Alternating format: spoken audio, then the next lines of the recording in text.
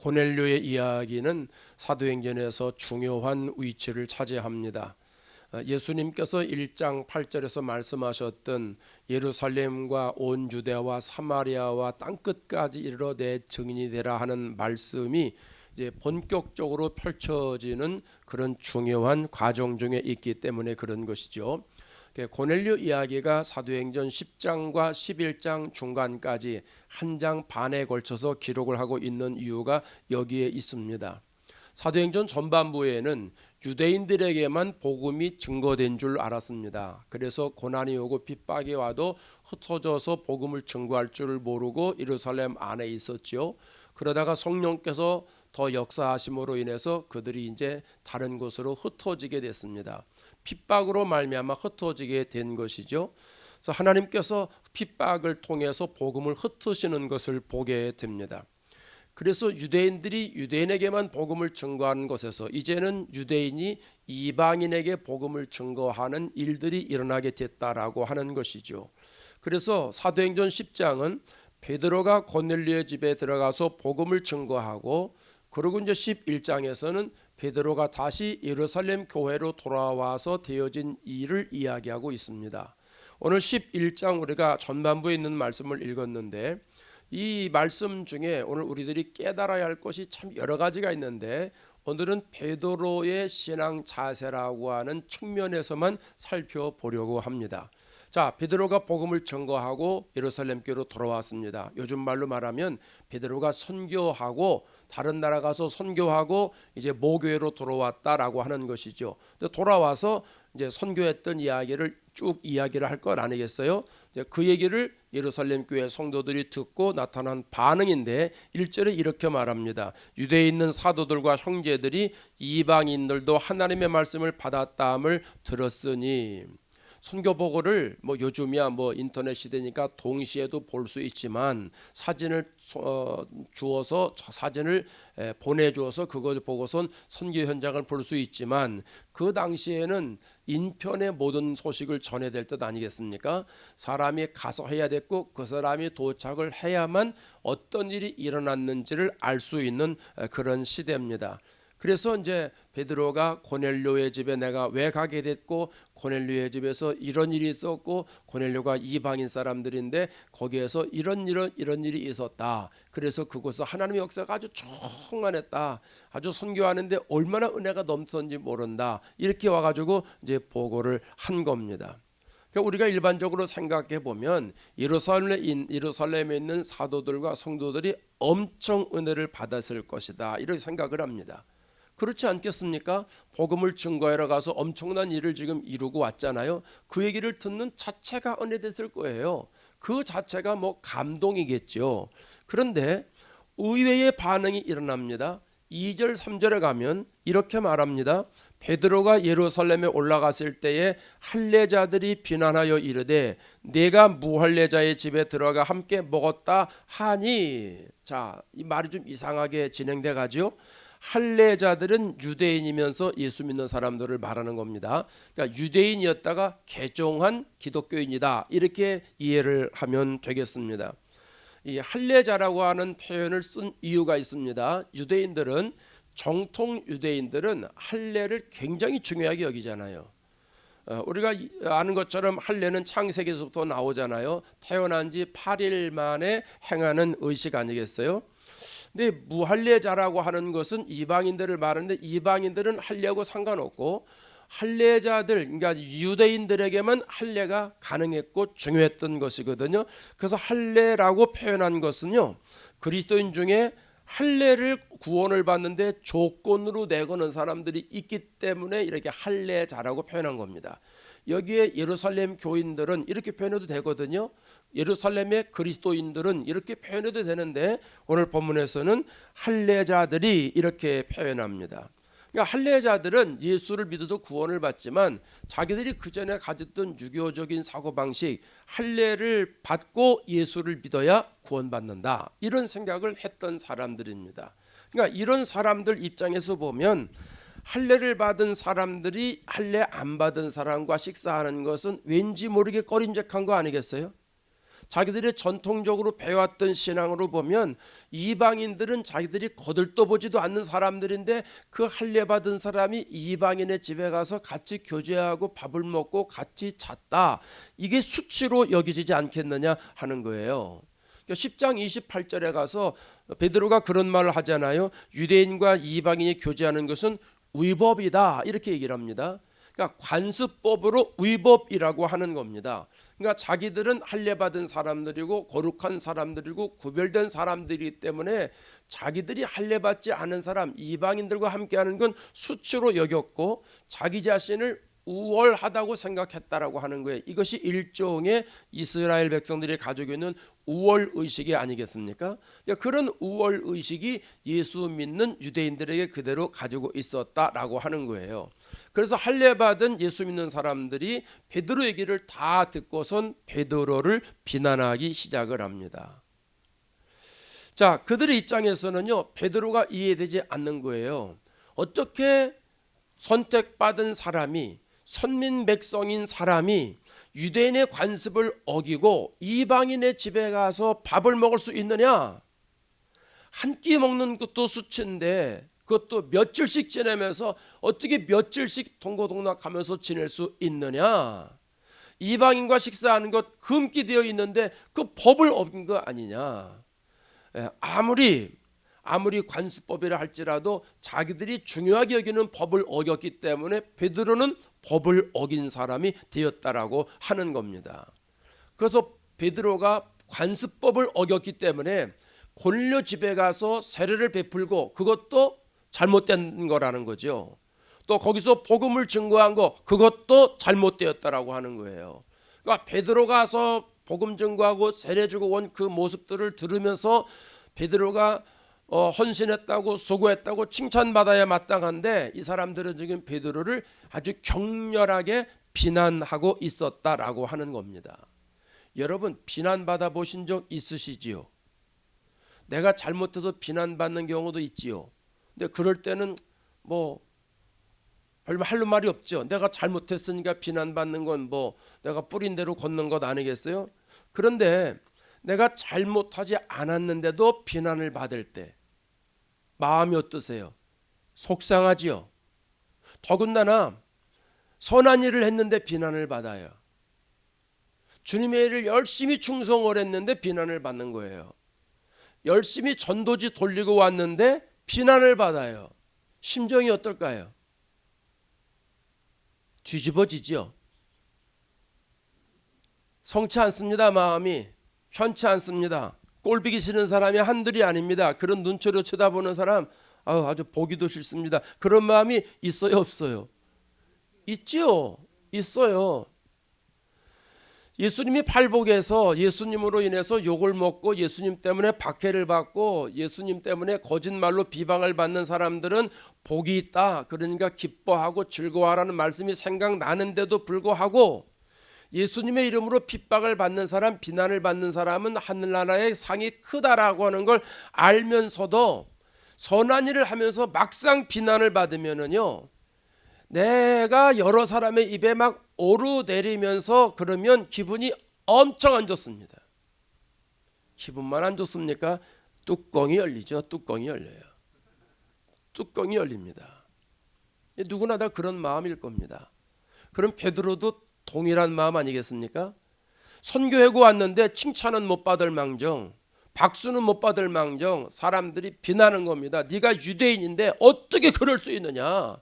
너 법을 어긴 사람이라고 막 이렇게 비난을 하니까 베드로가 마음이 성치 않지 않겠습니까? 그런데 오늘 4절을 보면 베드로에게 이런 반응이 나타납니다. 베드로가 그들에게 이 일을 차례로 설명하여 이렇게 말합니다. 차례로 설명했다라고 하는 거예요. 차례로 설명했다고 하는 것, 여러분 이게 무슨 말입니까? 자기를 비난하는 유대인들에게 그동안 있었던 일들을 차례차례 자세하게 설명을 했다라고 하는 겁니다. 그것이 우리가 읽었던 5절부터 17절까지 말씀인데요. 10장에서 우리가 다 배운 내용이에요. 10장에 그대로 있는 내용을 베드로가 다시 설명을 하는 거예요.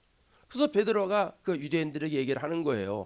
요바에서 내가 있었는데 그때 내가 기도를 하는데 하나님께서 환상을 보여주셨다. 조금 뒤에 잡아먹으라 하는 소리가 있어가지고 내가 가만히 보니까 이건 깨끗하지 않은 건데 내가 먹을 수 없다. 나는 이렇게 얘기를 했더니 하나님께서 내가 깨끗하게 한 거를 왜 네가 속되다고 하느냐. 먹어라. 근데 이런 일들이 3번 계속 반복하더니 환상 중에 본 것이 하늘로 다 올라갑디다. 그때 가이사랴에서 3사람이 왔는데 성령께서 내 마음에 말씀하시기를 의심하지 말고 저들과 함께 같이 가라고 말씀하시다. 그러면서 그동안 있었던 것을 자세하게 얘기를 하는 거예요. 그러면서 뭐라고 그러냐면 유대인의 시각으로는 우리 시각으로는 가지 말아야 되는데 성령께서 가라고 하는데 내가 어떻게 안 가냐. 내 생각에는 거기 가는 게 아닌 것 같은데 성령께서 거기 가라고 했다. 그래서 내가 성령께서 말씀하시니까 거기에 갔다. 이렇게 자세하게 설명을 했다는 거예요. 여러분 복음서에 나오는 베드로를 우리 잘 알잖아요. 베드로의 성격으로는요 이렇게 자세하게 조목조목 찬찬하게 설명할 사람이 아닙니다. 베드로는 그런 성격을 가진 사람이 아닙니다. 그 가진 비난을 받으면서 그 많은 유대인들의 비난을 한 몸에 받으면서 화도 내지 않고 그냥 그동안 있었던 걸 찬찬하게 자세하게 설명하는 이런 소유의 사람이 아니라는 거예요. 우리 잘 알잖아요. 마태복음 16장에 예수님이 사람들에게 나를 사람들이 누구라고 그러냐. 그러니까 베드로가 나서서 뭐라 그래요? 주는 그리스도십니다. 살아계신 하나님의 아들입니다. 이런 대답을 하잖아요. 그 전에 많은 사람들이 엘리야입니다. 이럴 때 예수님 마음에 들지 않았습니다. 근데 제자 중에 베드로가 주님은요 하나님의 아들이십니다. 그리스도입니다. 살아계신 하나님의 아들이십니다. 이렇게 대답을 하니까 예수님이 아주 극찬을 해주시잖아요. 그럼 감동을 받으셔서 뭐라고 그러시냐면 내가 천국 열쇠를 너에게 준다 말씀하시잖아요. 그 열쇠 가지면 이 땅에서 무엇이든지 매면 하늘에서도 다 매고 이 땅에서 풀면 하늘에서도 풀 거다. 하늘나라를 좌지우지할 수 있는 그 열쇠를 너에게 주겠다 이렇게 말하잖아요. 그리고 예수님이 잠시 뒤에 제자들에게 십자가 얘기를 꺼내잖아요. 이제 내가 예루살렘에 올라갈 거고 장로들과 대제사장 서기관들에게 많은 고난을 받을 거야. 그리고 십자가에 달려 죽을 거야. 그리고 3일 만에 살아날 거야. 십자가와 부활에 대해서 예수님이 자세하게 설명을 합니다. 제자들이 다 똑같이 들었습니다. 그런데 베드로가 뭐라고 하면 예수를 붙들고 항변하여 이르되 이렇게 번역을 해놨습니다. 여러분 항변이라는 말은요 원어의 뜻이 뭐냐면 비난하다라는 뜻이 있어요. 꾸짖다라는 뜻이 있어요. 지금 예수님이 말씀하시는 걸 베드로가 듣고 예수님을 비난하는 겁니다. 예수님을 꾸짖는 겁니다. 그래서 새번역 성경에서는 예수님께 대들었다 이렇게 번역을 해놨거든요. 그 베드로가 예수님께 대들면서 뭐라는 주님 그거 안 됩니다. 절대로 이런 일이 주님에게 일어나서는 안 됩니다. 이렇게 큰 소리 치잖아요. 그때 예수님이 뭐라고 그래요? 사탄아 내 뒤로 물러가라. 너는 나를 넘어지게 하는 자야. 내가 하나님의 일을 생각하지 않고 왜 사람의 일을 생각해? 베드로가 말이죠. 조금 전에는 극찬을 받았다가 지금은 예수님이 그냥 사탄아 그럽니다. 지금 조금 아까는 하나님 주신 생각을 하고 있고 얼마 있은 다음에는 마귀 가진 생각을 가지고 있습니다. 그러니까 예수님이 사탄아 내 뒤로 물러가라 그러잖아요. 베드로가 지금 천국과 지옥을 왔다 갔다 하는 것과 마찬가지의 상황이 됩니다. 그뿐이 아닙니다. 베드로 성격이요 불 같아요. 막 욱하는 성격입니다. 베드로가 예수님이 겟세마네 동산에서 체포당하실 때 가만히 못 있습니다. 막 속에서 끓어올릅니다. 이러니까 그냥 칼을 빼가지고선 말구의 귀를 딱 베어버리지 않습니까? 또 베드로 성격이요 변덕스럽기는 얼마나 변덕스러워요. 다른 사람들이 가만히 있어요. 근데 베드로가 나서 그러잖아요. 주님이 오늘 밤에 나를 버릴 거다 그랬더니 무슨 소리 하십니까? 저 그런 사람 아닙니다. 다른 사람은 몰라도 저는 절대로 버리지 않겠습니다. 아주 호언장담했던 사람인데 결국 베드로가 어떻게 해요? 3번씩 부인하잖아요. 예수님 모른다고 그래요. 예수님 십자가에 달려 돌아가시니까 실망하고 좌절해가지고 그 제자들 데리고선 가서 고기 잡지 않습니까? 베드로 성격은요, 좋은 말로 똑똑한 거예요. 환영받지 못하는 성격이라는 거예요. 나서기 좋아하죠. 그냥 불같은 성격이죠. 변덕스러운 성격이죠. 누가 좋아합니까? 그런 사람을 누가 좋아하겠습니까? 그런 이쯤 되는 베드로 성격이라면 예루살렘 교회에서 지금 베드로를 막 비난하고 신란하고 막 욕하고 이럴 때 베드로는 그 성격이 나와야 돼요, 안 나와야 돼요? 나오지 않겠어요? 여러분, 그 사람이 변화돼도 그 성격이 어디 갑니까? 그 성격 개 주냐 뭐 그런 말 했어요, 옛날에 어른들이. 그 성격 누구 줍니까? 그냥 그대로입니다. 그러니까 자기가 전도하고 와서 선교하고 와서 예루살렘 교회에다가 보고를 할 때 막 사람들이 비난하고 그럴 때 버럭 화를 내면서 야, 선교를 갔다 왔는데 지금 뭔 죄를 하고 있는 거야? 교회를 뒤집어 놔야 돼요. 지금 수고했다고 말은 못해도 말이야, 고생해고 왔건만, 죽어라 하고 고생해고 왔건만, 어찌 당신들 나한테 그럴 수가 있냐 말이야. 막 화를 내면서 말이죠. 내가 다음부터는 선교 가나봐라네. 선교에 선자도 꺼내지 마라. 막 이러고 그럴 사람 아니겠습니까? 베드로 성격이라면요, 충분히 이럴 사람입니다. 그런데 베드로가 화를 안 내요. 베드로가 인내합니다. 베드로의 자제력은요, 상상을 초월합니다. 어제 베드로가 아니라는 거예요. 완전히 거듭난 베드로, 새로워진 베드로라는 거예요. 성격이 급한 사람인데도요, 비난을 다 참습니다. 다 참고 인내하고 기다리고, 그러면서 그들을 오히려 설득하는 일을 베드로가 하게 된다는 거죠. 베드로가 어떻게 해서 이렇게 바뀌어질 수가 있었겠어요? 15절에 가면 이렇게 말합니다. 내가 말을 시작할 때에, 고넬료 집에 가서 이제 설교할 때 그때를 말하는 겁니다. 내가 말을 시작할 때 성령이 그들에게 임하시기를 처음 우리에게 하신 것 같이 하는지라. 베드로가 고넬료 집에 가서 설교할 때 뭘 받느냐 하면, 성령이 처음 우리들에게 하신 것처럼, 우리가 처음에 성령 받았을 때처럼 그때하고 동일하게 성령이 고넬료 집에 내렸다는 거예요. 우리 잘 알잖아요. 성령이 처음에 내렸을 때, 베드로가 성령 처음에 받았을 때 어떤 일이 있었어요? 사도행전 2장 2절에 가면 호련히 하늘로부터 급하고 강한 바람 같은 소리가 있다고 그랬죠. 그들이 앉은 온 집에 가득했다고 그랬어요. 마치 불의 혀처럼 갈라지는 것들이 그들에게 각기 보였다. 그래서 한 사람 한 사람, 모든 사람에게 성령이 임했다, 이렇게 기록을 합니다. 120명의 사람들이 마가다락방에서 열심히 기도할 때, 오순절이 됐을 때 하나님이 바람 같은 성령, 불 같은 성령을 내려주셨습니다. 그래서 그들이 성령을 충만히 받았습니다. 그때만 그런 것이 아니라 고넬료 집에 가서 설교할 때 동일한 현상들이 일어났다라고 하는 겁니다. 여러분, 성령의 역사는, 사도행전에 나와 있는 역사는 마가다락방에 120명이 모였을 때 성령의 역사나, 베드로가 고넬료 집에 가서 설교할 때 성령의 역사나, 오늘 이 땅에 주님의 이름으로 모여서 말씀을 들을 때 성령의 역사나, 하나님은 살아계시기 때문에 동일하게 역사한 줄로 믿습니다. 성령은요, 사도행전에 갇혀 있는 분이 아니에요. 성령은 이례적인 사건으로만 역사하는 분이 아니에요. 성령을 사모하는 모든 사람들에게 성령은 동일하게 역사하십니다. 그래서 오늘 우리 교회도 사도행전의 역사가 그대로 일어날 수 있다라고 하는 겁니다. 여러분, 생각을 해보세요. 베드로가 고넬료 집에 가서 설교를 막 하는데, 말을 시작함과 동시에 예전에 자기들이 120명이 모여서 성령을 받았을 때 그 감격을 다시 체험하는 거예요. 그러니까 베드로가 고넬료 집에 가서 성령이 임하는 모습을 눈으로 다 보게 됐으니 기가 막힌 일 아니겠습니까? 이런 일이 어디 있습니까? 자기가 그 전에 받았던 성령의 역사가 지금 고넬료 집에 그대로 임하는 모습을 설교를 하면서 다 지금 보고 있는 겁니다.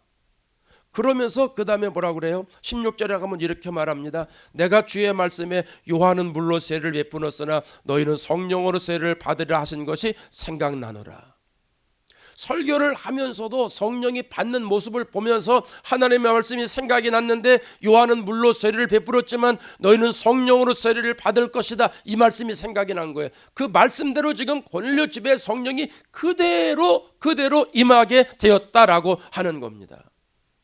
여러분, 베드로 성격을 완전히 바꾸신 건 누구예요? 성령이에요. 초대교회 성령이 강력하게 임할 때 완전히 베드로가 달라진 거예요. 그리고 말씀에 이끌려 간 거예요. 성령에 사로잡혀서 말씀에 이끌려 갔기 때문에 베드로의 성격이 바뀌어졌다라고 하는 거예요. 베드로의 그 불같은 성격이 완전히 바뀌어졌다라고 하는 겁니다. 여러분, 우리가 예수 믿으면서 성령을 사모하는 이유가 바로 여기 있습니다. 성령 다 받아야 된다라고 계속 강조하지 않습니까? 왜 성령을 계속 받으라고 강조하느냐 하면 내가 성령 받아야 주일도 하고 성령 받아야 모든 일이 잘 되지만 성령 받으면 내가 달라집니다. 성령 받으면 가장 먼저 성령 받은 사람의 내적 변화가 이루어집니다. 그 성령을 받으면 마음에서 막 뜨거움이 생기고요, 마음에서 불같은 마음이 생겨서 뭘 해야 되겠다고 하는 마음이 생기고 말이죠, 내가 더 주님과 친밀해져야 되겠다는 마음이 생기고 영적인 에너지가 막 솟으면서 이 땅에 보는 눈이 달라지거든요. 주님이 내 안에 오시니까 성령께서 보게 하시는 눈으로 세상을 보니까 세상이 달라지는 거예요. 그래서 성령을 받으면 주님이 내 안에 들어오시니까 주님께서 나를 그때부터 주관하고 다스리고 다니시는 거예요. 주님께 내가 꼭 붙잡혀 있는 거예요. 성령 충만이라고 하는 것은요, 성령에 완전히 사로잡혀서 성령이 좌지우지할 때 내가 왔다 갔다 하는 걸 말하는 거예요. 성령께서 오른쪽으로 가라, 그러면 오른쪽으로 가고, 왼쪽으로 가라, 그럼 왼쪽으로 가는 거예요. 그러니까 성령께서 이런 하고 싶은 마음을 주세요. 그럼 그거 하게 돼요. 그냥 하게 돼요. 그전에는 안 하려고 뺐지요. 어떻게 쓰든지 눈치도 이렇게 보고 어떻게 쓰든지 빼고 계산도 해보고 저거 하면 얼마 될 텐데 그거는 좀 안 될 것 같고 뭐 그래 이런저런 모든 계산하는데 성령을 받으면 그게 싹 없어져 버려요. 왜? 성령한테 확 사로잡혔으니까. 여러분, 사랑을 해보셨잖아요. 사랑을 하면 확 사로잡히죠. 남자는 여자에게, 여자는 남자에게. 뭐 아닌 것처럼 계십니까? 그래서 결혼한 거 아닙니까? 사랑에 눈이 멀어서 언제 그랬는지 모르지만 하여간 그랬잖아요. 예, 사랑에 확 사로잡히면요, 피곤한 거 몰라요. 그걸 초월해요. 일만 하도요 쫓아갑니다, 만나러. 그게 내 안에서 오는 사랑의 심이에요. 사랑의 심도 그런데 성령의 심은 그거하고 비교할 수 없죠. 성령이 내 안에 들어오시면 내가 성령께서 움직이는 대로 내가 가게 된다는 거예요. 그래서 오늘 본문의 말씀에 17절에 뭐라고 말하냐 하면, 우리가 예수 믿을 때 하나님이 선물을 주신 것처럼 하나님이 그 고넬료 집안에 있는 사람들에게 선물을 주셨는데 내가 누구이기에 하나님을 등이 맞겠느냐? 내가 뭐라고 성령께서 역사하시는데 내가 그것을 안 날 수 있느냐? 그 말이거든요. 애들 표현으로 말하면 내가 성령보다 힘이 세냐? 그거 아니지 않느냐? 그 강력한 성령이 나에게 와가지고 하라고 하는데 내가 무슨 수로 그걸 안 할 수 있느냐? 난 순종할 수밖에 없다. 그 얘기거든요. 그러니까 여러분, 베드로는요 성령께 완전히 사로잡혀 가지고 성격까지 바뀐 사람이에요. 이 축복이 오늘 우리들에게도 있기를 바랍니다. 안에 있는 성격 죽을 때까지 못 버립니다. 내놓고, 아니요, 안 내려줘요. 내놨는데 집에 가면 또 들어와 있어요. 예수 믿으면서 자책하지 마세요. 왜 그 성격도 못 버리고 내가 왜 이런지 미치겠어. 그러지 마세요. 안 버려지는 거예요, 그게. 그럼 사람이 어떻게 달라집니까? 성령이 들어오면 그게 묻히는 거예요. 묻히는 거예요, 내 안에. 그래서 성령께서 나를 장악하고 있기 때문에 내가 옛날에 가지고 있던 그 성질머리는요 못 나오는 거예요, 내 안에서. 그러니까 여러분, 뭐 속된 말로 우리가 그냥 교회에서만이라도 말이죠, 기분 나쁜 일 써보세요. 얼굴에 안색이 닦여지고요, 얼굴에 금방 찬바람이 싱싱 돌고요, 조금 더 열받으면 여기서 그냥 막 모래알이 팍팍팍팍 나가잖아요. 그냥 막 맞든 안 맞든 그냥 나가야 내가 시원한 거예요.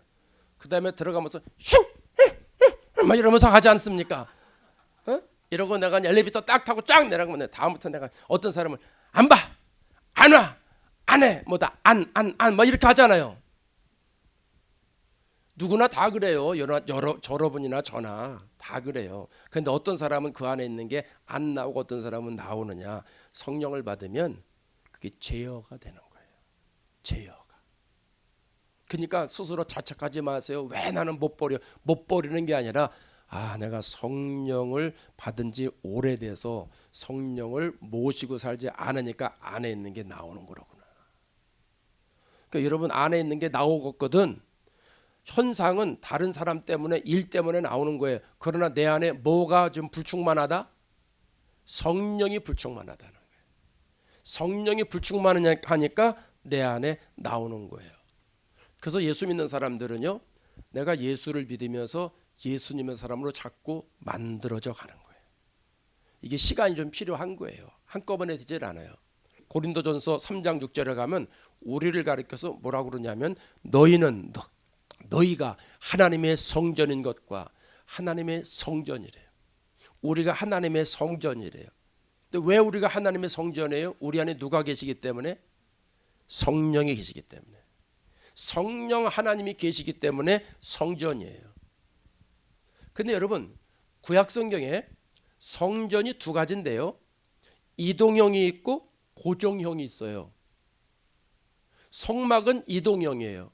광야 생활할 때 구름이 움직이면 성막을 접어서 이동해서 구름이 서 있는 곳에 성막을 펴야 돼요. 그걸 이동식이라고 그래요. 근데 솔로몬 때 지은 성전은 고정형이에요. 고정형. 교회를 가리켜서 고정형이라고 말하고 성도들을 가리켜서 이동형이라고 말합니다. 성도들도 성전이에요. 교회만 성전이 아니라 우리 모인 이곳은 고정형이에요. 이건 움직일 수가 없어요.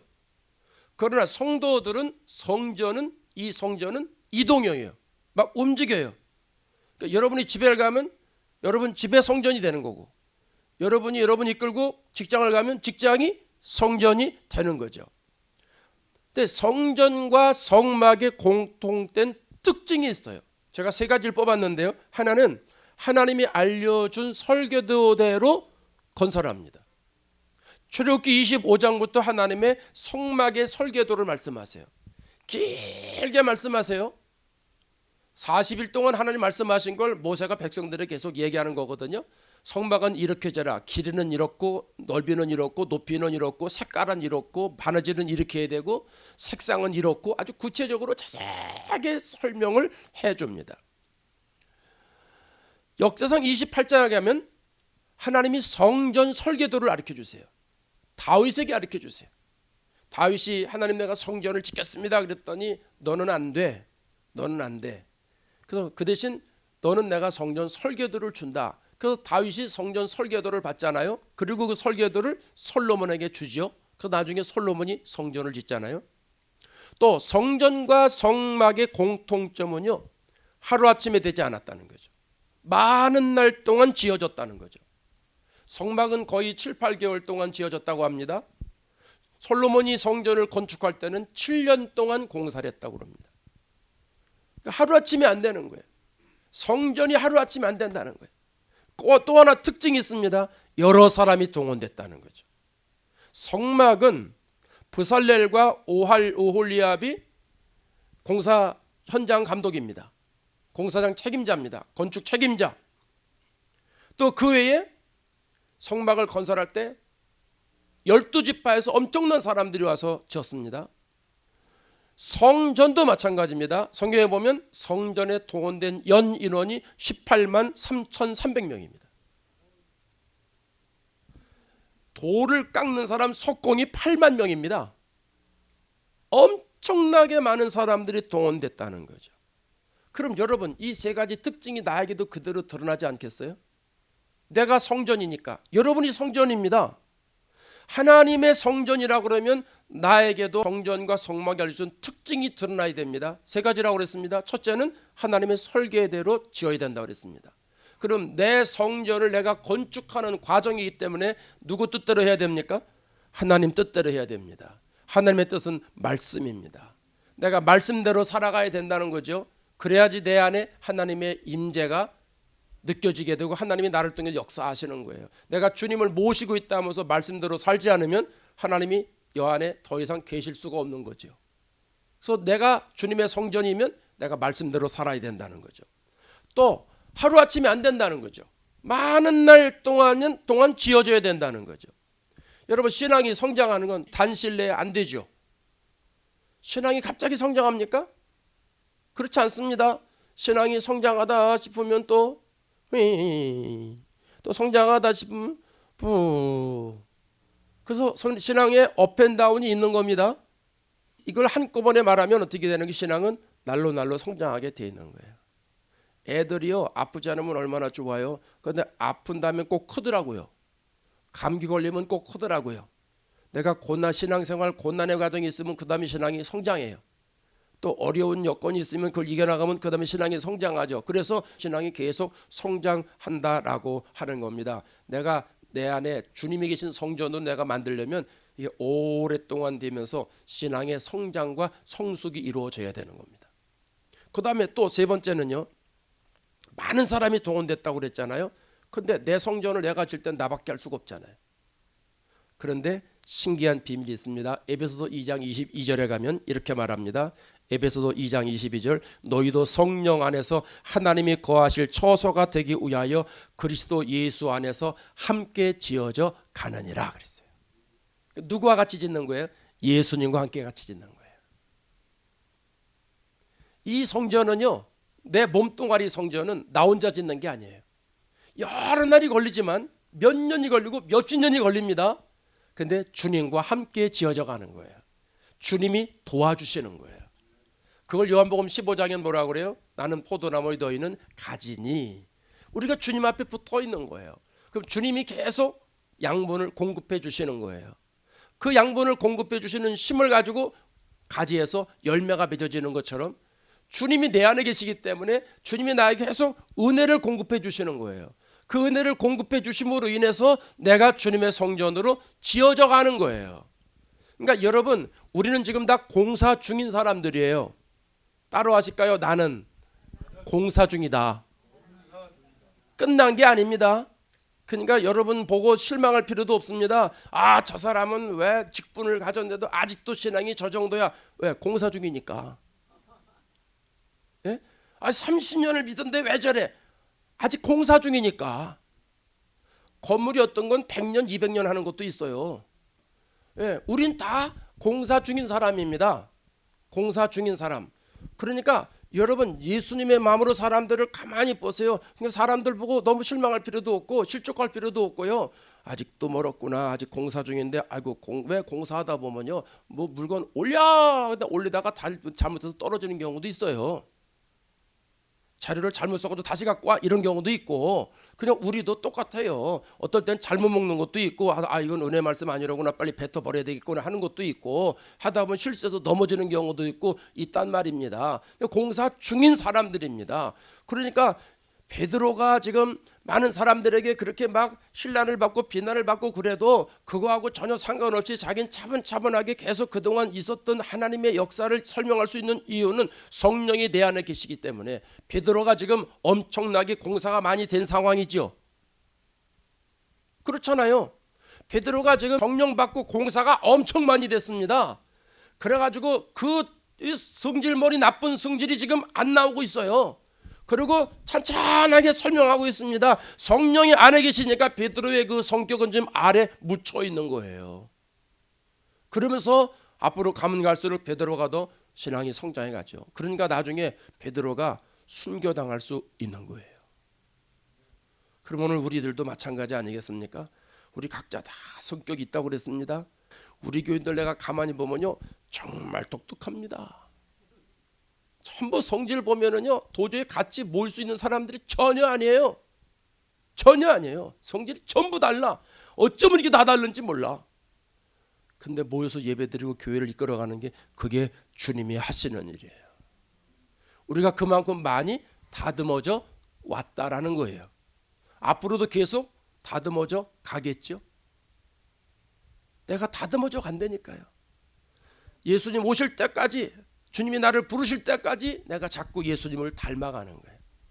예수님의 성품으로, 예수님의 인격으로 자꾸 성경적 가치관으로 내가 만들어져 가는 거예요. 여러분, 이게 축복입니다. 그래서 오늘 시간에 기도할 때 하나님, 저를 공사 중으로 만들어 주시니 감사합니다. 내 안에 계신 주님, 주님이 나를 만들어 갈 때 공사 현장 감독이시니 나를 끝까지 책임져 주시고 주님이 보시기에 좋았더라 하시는 믿음의 사람으로, 하나님의 성전으로 나를 만들어 주시옵소서. 그렇게 기도하시는 게 어떻겠습니까? 그러면 그 축복이 저와 여러분에게 그대로 역사하시리라 생각을 합니다. 말씀을 따라 했는데 비난받을 때 걱정할 거 없습니다. 성령께서 나와 함께 하시기 때문에 성령께서 나를 만들어가는 과정이시니 그 과정 따라가면 결국은 하나님께 영광 돌리는 저와 여러분의 근사한 삶이 되리라고 확신합니다.